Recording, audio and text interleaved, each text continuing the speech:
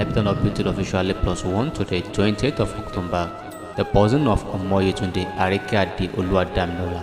Happy birthday to you. ǹlẹ́ o Yetunde Arike-Ade ọmọ ọlọ́jọ́ ìbí òní mo kí ọ kú oríire òní o torí ọba dẹ́dà ṣẹ̀dá ló fojú kan ràbàtà ta ọlọ́rẹ lónìí o kò wá níjà ṣègbèyìn fún olókè ìpẹ́. mẹ́bí ìyá ẹ̀ lọmọ onílùú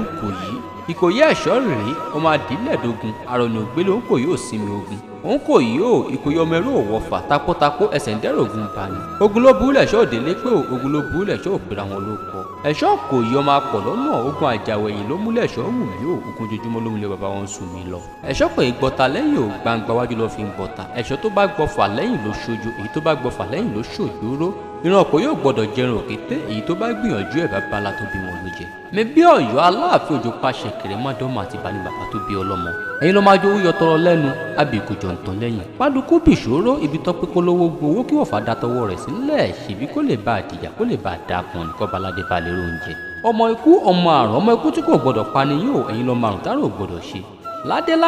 Aláàfin ò ládé ò adé aládègún là ń dìpọ̀ bá láàfin ẹ̀yin ló ní ká rìn ká sọ́pá o Ọ̀yọ́ ló ní ká gbẹ́sẹ̀ kó yé ẹ̀yìn ajíṣe bí Ọ̀yọ́ láàrin Ọ̀yọ́ gbọdọ̀ ṣe bàbá ẹnìkan kan.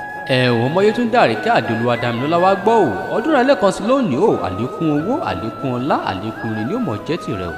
tọ̀tútọ̀sí báyìí lẹ́yìn lè fi ń kórè bọ̀ wálé orin òní jẹ́wọ̀ rẹ ò bọ́pàá bá lago báyìí dúdú ní dùn àlùyọ ló mọ̀ lò ní báwọn làlùwọ̀ ẹ̀ láṣẹ ìdùà mo gbọ́ ilé òní ilé ọbẹ̀ ìrọ̀nà òsì nínà ajolówó báyìí wá kéré oko délé òní báwọn rajo pé sájò láṣẹ ìdùà wàá fọwọ́ páwó bẹ́ẹ̀ ni wàá fẹ́rẹ̀gì ju bì ọdún tó mú ìyóòtú ọ̀ lára ọ̀ lára.